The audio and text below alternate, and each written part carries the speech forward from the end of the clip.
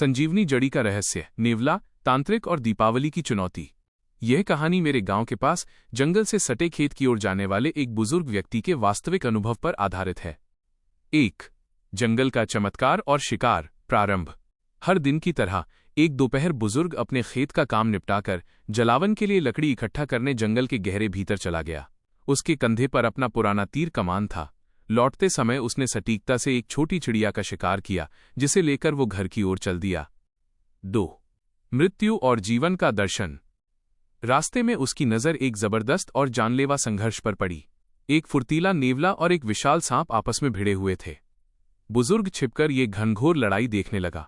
कुछ देर बाद नेवले ने सांप को मार गिराया और उसके शरीर का बीच का हिस्सा खा गया। फिर उसने एक अजीब काम किया, उसने सांप का सिर और पूंछ वहीं छोड़कर उन्हें आपस में जोड़ दिया। अद्भुत संजीवनी का प्रयोग। नेवला तुरंत पास में जमीन खोदने लगा और वहां से एक छोटी चमकीली जड़ी का टुकड़ा लेकर आया। नेवले ने वो जड़ी सीधे मरे हुए सांप के मुंह में डाल दी। अगले ही पल बुजुर्ग की आंखें विस्मय से फटी रह गईं। सांप तुरंत जीवित हो उठा। वो पूरी तरह ठीक था और अपने रास्ते रेंगता हुआ चला गया। नेवला भी चुपचाप अपनी राह चला गया। जड़ी का खो जाना। बुजुर्ग के मन में लालच नहीं, बल्कि उस अलौकिक शक्ति के प्रति एक गहरी आस्था पैदा हुई। वो तुरंत उस जगह पहुंचा, जमीन खोदी और उसे वहां से उस अद्भुत जड़ी का एक छोटा सा टुकड़ा मिल गया। घर लौटते समय एक तालाब देखकर उसे नहाने का मन हुआ।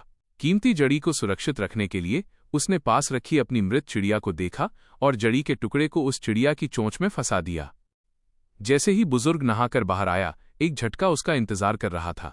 जड़ी के स्पर्श मात्र से मृत चिड़िया जीवित हो गई और एक फड़फड़ाहट के साथ उसके हाथों से छूटकर आसमान में उड़ गई।